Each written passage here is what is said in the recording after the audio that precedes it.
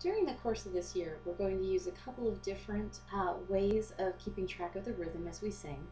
They're called rhythm waves. The first one is a binary rhythm wave, and it covers groups of two. It looks like this: up, down, up, down, up, down, up, down. This particular gesture is not that far away from the traditional conducting gesture that we'll learn later on that actually goes in groups of two. 1, 2, 1, 2, 1, 2. But for now, we're going to have the children use their larger motor skills or their gross motor skills to be able to count in groups of two. It'll be very easy for the children to pick this up. Adults tend to struggle with it much more than the children do because it's kind of fun for them. Your hands have to stay very flexible as you do this so the music stays smooth. You're going to go up, down. I'm coming up a little bit on my toes and then coming back down to my heels. If you do this a lot, it might make you a little bit tired, but for the kids it's a lot of fun and we don't do it for a long period of time.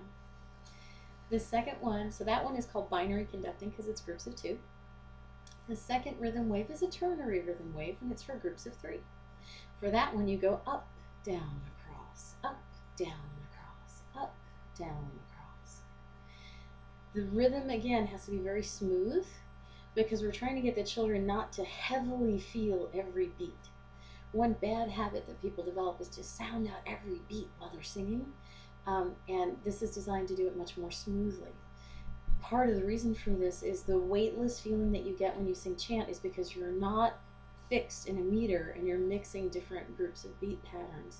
So to get that smooth and even feeling so that you're not locked into heavy downbeats, this is the first types of rhythm conducting that are used in the word method.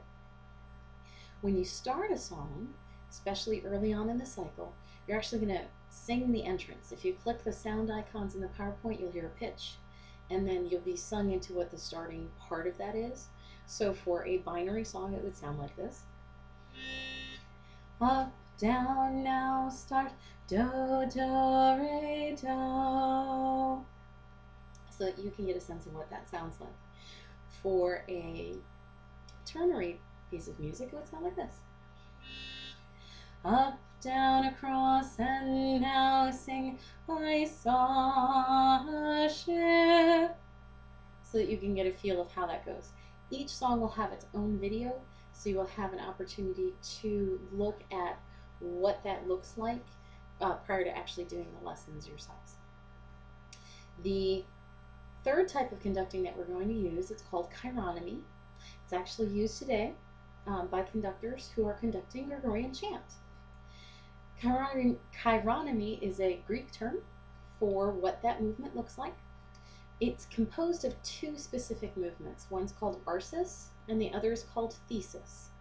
An arsis gesture is used when the melody is rising, gaining energy, and having a lot of forward momentum to it.